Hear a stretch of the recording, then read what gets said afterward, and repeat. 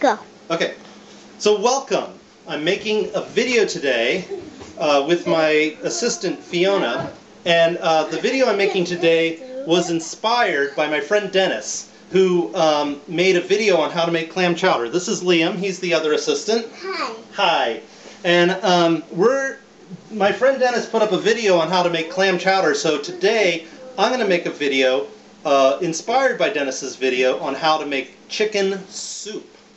Yay! Yay! So I want to also introduce my assistant. If she'll just leave the camera right where it is. Come on out and let's hold her up to the camera. This is my assistant Fiona. So we're going to start making chicken soup. Now the first thing we're going to do, let me get the chicken.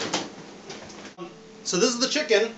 Yeah, just take the whole darn thing. It's little teeny things that stick out, look like it's in. Put it on in there. Put all the little pieces in. You can avoid the skin because we're going to try and take the fat out later. I wish I could just be chocolate instead of chocolate. You will be, and just let me finish this. Now this is a great pot. I really love this pot too because the lid sits inside the lip so that it will pop up and go blah, blah, blah, blah, like that, and the steam can come out, and so I can have a lid on something, but it doesn't blow up like a pressure cooker. All right. So we're going to just let that sit and boil away for a little while. It doesn't have to be precisely an hour, but I usually go 45 minutes or more. Now Fiona is familiar with knives, and she is familiar with the food processors. She hadn't done this in a little while, but that doesn't matter. Fiona, how about you cut up some carrots? These carrots are nice and clean, so I'm not going to bother peeling them. Plus, they're organic. All of this produce is organic. Some of the produce is going to come, just a smidge is going to come from our garden today. So we'll go out there and we'll pick that. And but these are nice local carrots. I try to buy as local as I can. I try to buy organic as I can. I'll show you. When I'm choosing produce out of my refrigerator, this one, it's got a little weird spot on it, and not everyone's going to like to eat that carrot as just like a raw carrot, so it goes in the soup. Because in the soup, everything gets cut and mixed and mashed up, and you don't notice. And to me, that's part of what making a soup is about using up produce that might otherwise not be that great. I think that's why soup was invented, is because it was a way to use up stuff that wasn't.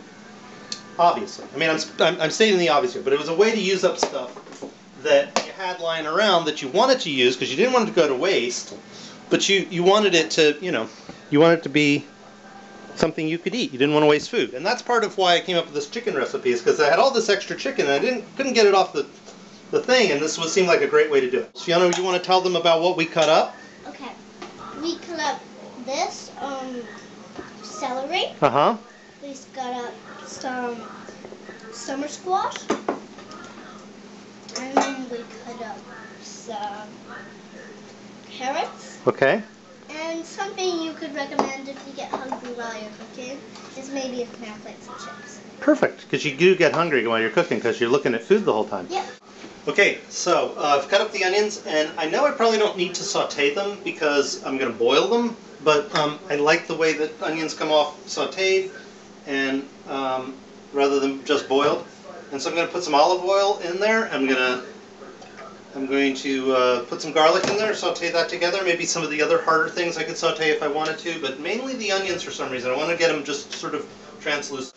Okay, so now I'm going to take the chicken out, and I'm going to put it in here and clean it off. So there's the chicken in the soup pot, all cooked up. And I'm going to take just the chicken out, and I'm going to put it in the colander.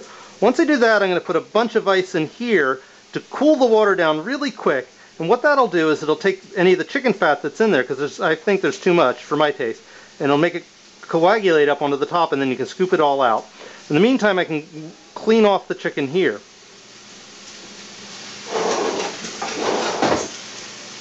I wish Dennis was here because his production value is really great. He did everything really quick, and he got everything, he had everything all set up right away. You heard me go to the drawer there, or maybe I edited it out, but you heard me go to the drawer.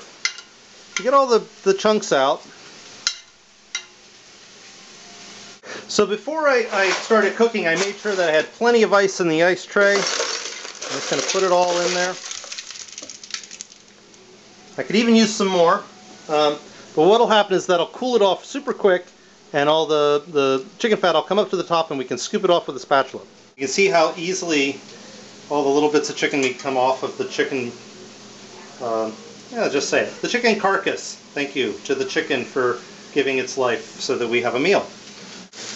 Well, I didn't mean to, but it looks like maybe I've caramelized the onions because I got so busy doing other stuff. Caramelizing, of course, is you're heating the onions for a long time in sautéing, and they start to turn brown. It kind of changes something about them and makes them really super beautifully sweet. Alright, so now we're back at the soup pot has had a little bit of time for the ice to melt and to cool off the whole thing. It's nice and cold, it's like ice water now. And you can see how the chicken fat has sort of come off. And just take a glass, because that's an easy way of getting rid of it, and you scoop all of that out of there. First of all, I'm going to throw those beautiful caramelized onions, just so that you know, Jennifer's within an earshot now, so I'm going to tell her that I accidentally caramelized the onions. Oh, too bad. This is going to be delicious. I cut up some nice potatoes. These are German Butterball. They're a variety that a local grower grew. You put those in, because Fiona reminded me of potatoes. You put that in. Nice big chunks. Now, summer squash goes awfully soft, as it's basically yellow zucchini. And it goes awfully soft, so I make it nice and thick so that it's a piece of something rather than just a piece of dissolved something. Here comes all the greens. So, I've got my nice lid on here, and again it's gonna sound like that when it's cooking. You cook all that down in there. The chicken I cut off.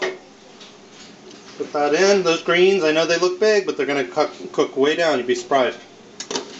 I'm gonna have here Frank's Red Hot. Frank's Red Hot is made from, I don't have my glasses, and that is tiny. Let's see, cayenne red peppers, vinegar, salt, vinegar, water, salt, and garlic powder. Very simple, very salty, and very hot. This is what I do. Just a glug. Glug, like that, for a pot of soup. A little bit of bouillon. This is a brand that we sell over at the Co-op, made by Rapunzel. And it's just a little chunk of goodness of all sorts of spices and herbs, and it's a little bit moist, and so I'm just going to drop that right in there too. That's 2 product placements. That is 2 product placements. Jennifer, would you mind handing me that big spoon there? Thank you. We're going to do a little stir up here. It's nice to have the tools that you need. In Dennis's video that I watched, it was really notable to me that he pointed out the pot that he bought for making his soup in, because he wanted a good tool in that regard, and so I'm very thankful about the tools that I have to make the soup we're making. Now you might think that tomato is a total waste, but if you look at the other side, it's not so bad. So if I cut it off and cut it up, I can put it in the soup, and because a lot of times when I don't have fresh tomatoes, nice big ones that are, you know, different varieties, a lot of times in the winter I just use a little can of tomatoes to put in there. And the beans I like are chili beans and garbanzo beans, but black beans work well. Something that's solid, a little bit solid, and will hold up in the soup. So here we are in our garden. Big beautiful basil plants here on the 3rd of October in the Pacific Northwest. We are so fortunate to have the growing season that we have here. Now this is a nice flat parsley, also known as an Italian parsley. So there's the tomatoes in the soup. There's the black beans that are going to go in. We'll throw our stuff from the garden in there. And we'll be back in a little while after it cooks down. Well, here it is. All done. All cooked down. I do find that it takes a day for the flavor to really blend in.